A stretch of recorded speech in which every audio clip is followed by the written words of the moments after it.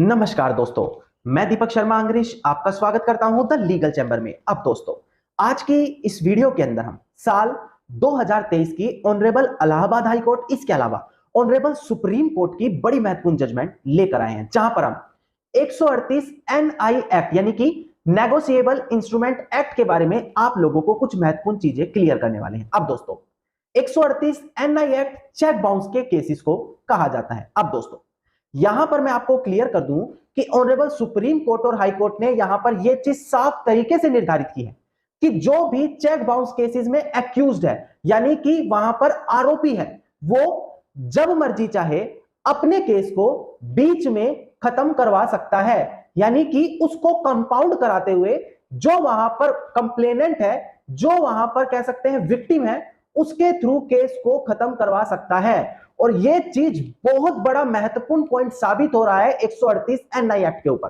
अब दोस्तों, आखिरकार केस के फैक्ट्स क्या थे, किस प्रोविजन के तहत उनको यह पावर मिली है, यह सारी चीज मैं वीडियो में आगे आपको क्लियर करके देने वाला हूं। अगर आप लोगों के ऊपर भी चेक बाउंस का केस लगा है और आप यहां पर चाहते हैं कि अब हम इस केस को खत्म कर दें, तो आज की यह वीडियो आप लोगों के लिए देखना बहुत ज्यादा अनिवार्य है। अब दोस्तों, अगर आप लोगों को हमारी ये वीडियोस अच्छी लगती हैं, आप लोगों को हमारी तरफ से किए गए एफर्ट्स अच्छे लगते हैं, तो मेरा आप लोगों से अनुरोध है, वीडियो को लाइक जरूर करें और साथ ही साथ अपना वैल्यूएबल कमेंट सेक्शन में जरूर लिखिए। तो चलिए दोस्तों, अब आज की इस वीडियो को हम ज्यादा लंबा ना करते हुए आज की इस वीडियो को स्टार्ट करते हैं।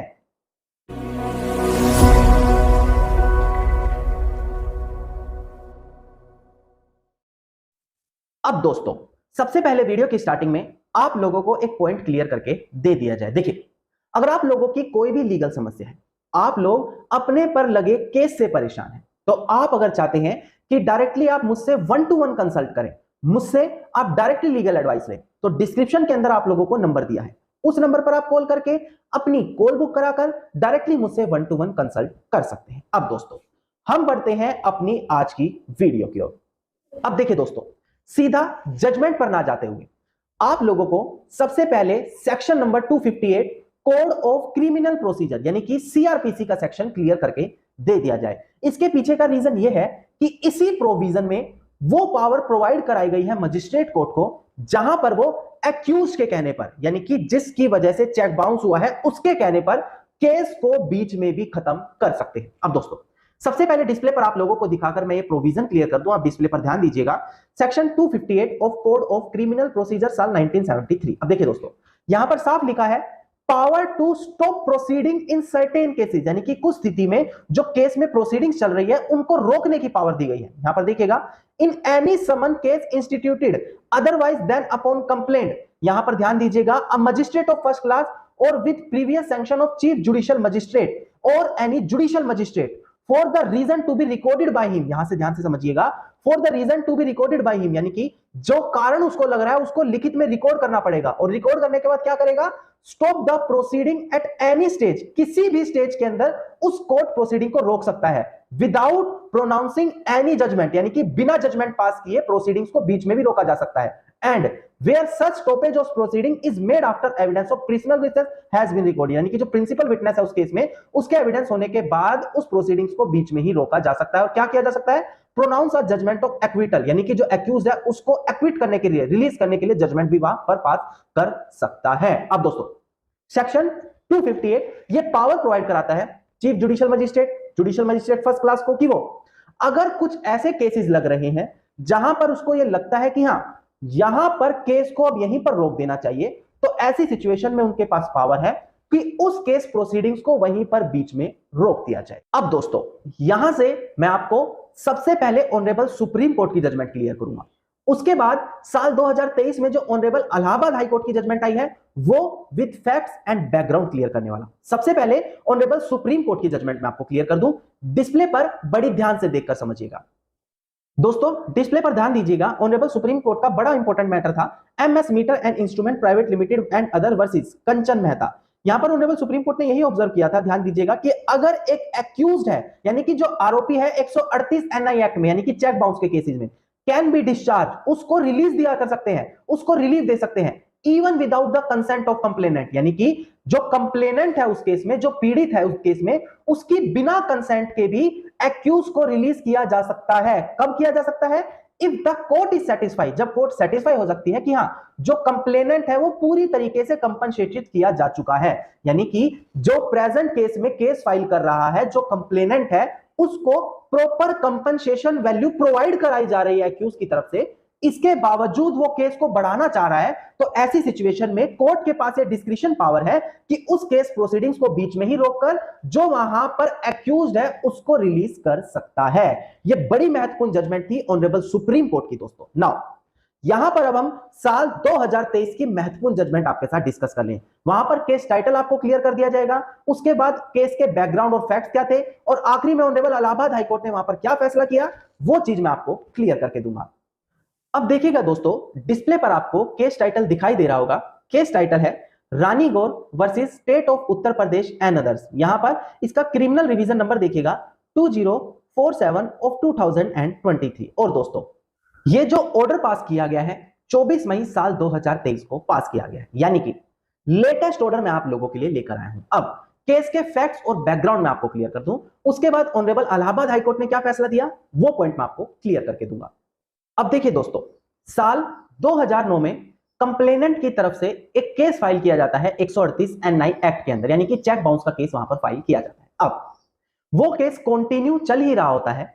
ऐसी सिचुएशन में जो उस केस के अंदर एक्यूज्ड है, यानी कि जिसने चेक बाउंस किया था, जिसका वो चेक था, उसके यहां से क्या होता है, वो 11 लाख रुपए का चेक कंप्लेनेंट को थमाता है और ये कहता है कि आप इस केस को कंपाउंड कर लीजिए, यानी कि आपस में सेटल करके वापस ले लीजिए। अब दोस्तों यहां पर जो कंप्लेनेंट है वो साफ रूप से मना कर देती है कि मैं इतने लंबे समय के बाद केस लड़कर अपने इस अमाउंट को एक्सेप्ट नहीं करूंगी, इसके एडिशन में मुझे और अमाउंट चाहिए। नाउ दोस्तों प्रेजेंट केस के अंदर जो ट्रायल कोर्ट है वो कंप्लेनेंट की बात सुनकर जो एक्यूज्ड है उसके पॉइंट को डिसमिस कर देता है। उसका कहना है कि जब तक कंप्लेनेंट राजी नहीं होगा एक्यूज्ड के पॉइंट को माना नहीं जा सकता। अब दोस्तों यहां पर जो एक्यूज्ड है उसने अपनी एप्लीकेशन को रिवीजन में फाइल किया है। वहां पर दोस्तों रिवीजन में यह चीज देखी गई कि ये कोर्ट की डिस्क्रिशन पावर है, सेक्शन 258 सीआरपीसी, जो मैंने वीडियो की स्टार्टिंग में क्लियर किया। अगर कोर्ट को सेटिस्फाई है कि हां इस प्रेजेंट स्टेज में जो कंपनसेशन अमाउंट एक्यूज दे रहा है वो कंप्लेनेंट के लिए बेस्ट है,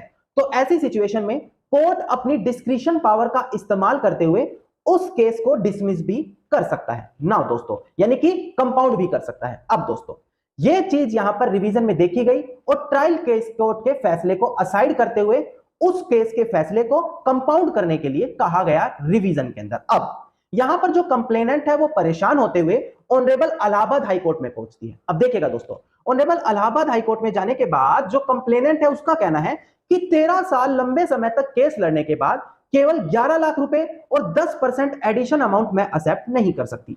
ऐसी कंडीशन में मुझे केस लड़ना कंटिन्यू किया जाना चाहिए। नाउ दोस्तों यहां पर ऑनरेबल इलाहाबाद हाईकोर्ट ने ऑनरेबल सुप्रीम कोर्ट की जजमेंट का रेफरेंस दिया, जो मैंने वीडियो की स्टार्टिंग में भी आपको क्लियर किया।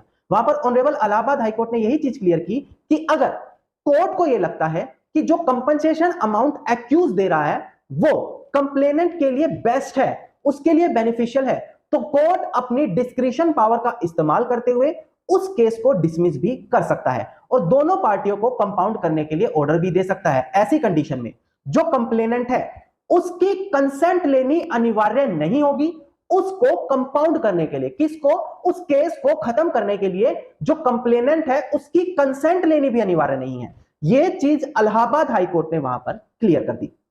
अब दोस्तों इस चीज को देखते हुए ऑनरेबल इलाहाबाद हाईकोर्ट की बेंच ने यहां पर मजिस्ट्रेट कोर्ट को कहा कि वो अपनी डिस्क्रिशन पावर यूज करते हुए इस केस को कंपाउंड भी करा सकते हैं, पर अगर कोई ऑब्जेक्शन वहां पर लगाए जा रहे हैं तो वो भी कंसीडर करने पड़ेंगे, वो भी ध्यान देने पड़ेंगे, और ये चीज रखते हुए उस रिवीजन को डिसमिस कर दिया गया। अब दोस्तों यहां से आपको क्लियर हुआ होगा कि जो चेक बाउंस के केसेस हैं उसके अंदर जो एक्यूज्ड है, यानी कि जिसका चेक बाउंस हुआ है, वो अगर केस के बीच में एक अच्छा कंपनसेशन अमाउंट देता है तो ऐसी कंडीशन में केस को बीच में भी डिसॉल्व कराया जा सकता है, यानी कि कंपाउंड कराया जा सकता है 258 सीआरपीसी के तहत। और जो यहां पर कंप्लेनेंट है वो कुछ नहीं कर पाएगा क्योंकि वहां पर उसकी कंसेंट लेनी अनिवार्य नहीं होगी।